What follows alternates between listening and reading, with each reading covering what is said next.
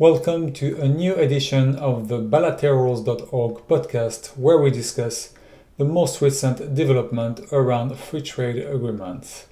On May 23rd, during US President Biden's trip to Japan, the White House announced the launch of the Indo-Pacific Economic Framework.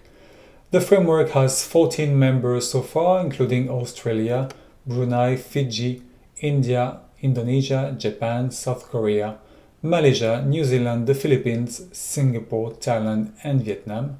Fiji is notably the only Pacific island country that joined the initiative. And the initiative consists of 4 negotiating pillars, namely trade, of which digital trade is a central piece, supply chains, clean energy and infrastructure, tax, and anti-corruption. But the framework uses a menu-based approach in which countries can pick which pillar they would like to be part of. Importantly, it does not offer market access, but the US Trade Representative added that the initiative will seek commitments with partners that facilitate agricultural trade through science-based decision-making and the adoption of transparent regulatory practices. For the US administration, the framework can be seen as a geopolitical tool to re-engage with East Asia and Southeast Asia after former President Trump withdrew from the Trans-Pacific Partnership in 2017. In the recent past, China has been deepening its economic engagement in the region through various initiatives, such as the RCEP trade deal with 14 Asia-Pacific countries, the Belt and Road Initiative, or the Digital Economic Partnership Agreement with New Zealand and Singapore. The US-led framework could encourage regional economies to reduce their dependency on China through the diversification of supply networks, or what is dubbed as friendshoring. Civil society groups have expressed concerns.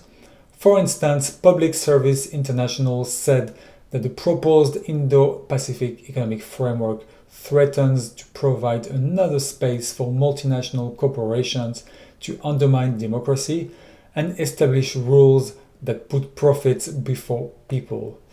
The Consumer Association of Penang added that the digital economy provisions sought by US big tech companies would undermine Malaysia's privacy, consumer protection, health, environmental, financial, tax, and other crucial regulations. Groups have made clear that they will resist the IPEF if it turns out to be just another way to promote the corporate agenda and a proxy for the US's geopolitical goals. Also in the region, Pacific Island countries declined to sign a region-wide trade and security deal that China has been pushing, but Beijing said it remained confident it could strike a deal with the 10 nations in the near future. Meanwhile, the Chinese government did manage to hold talks on a free trade agreement with Papua New Guinea. China is already a major investor and buys much of the country's gas, minerals, timber, and other resources. In West Asia, on May 31st, Israel signed a free trade agreement with the United Arab Emirates, which is its first large trade deal with an Arab state. This follows bilateral investment treaties that was signed by both states last year after they had normalized their diplomatic relations under the impetus of former US President Donald Trump. There are concerns that the agreement will apply to the occupied Palestine, as it does not differentiate Israel's internationally recognized borders and Israeli settlements on occupied Palestine territory. In Africa, Algeria has suspended foreign trade with Spain amid an escalating dispute over the status of Western Sahara. Spain was a former colonial power in Western Sahara until the region was annexed by Morocco in 1975. In March, the Spanish government publicly recognized Morocco's plan to grant the region autonomy rather than full independence, whereas Algeria has long backed the Polisario movement that is seeking full independence. The European Union claimed that the Algerian move was a violation of the EU-Algeria Association Agreement that entered into force in 2005. Last year, bilaterals.org interviewed the Sahrawi activist Jalihenna Mohamed, who said that the EU was protecting Morocco's occupation of the Western Sahara.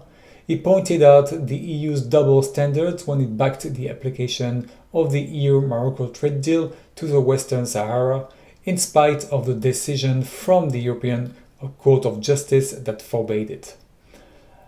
And finally, on June 11th, hundreds of protesters marched in Geneva on the margins of the 12th Ministerial Conference of the World Trade Organization. They condemned the negative role the World Trade Organization and free trade agreements have had in agriculture, which has impoverished countless farmers around the world.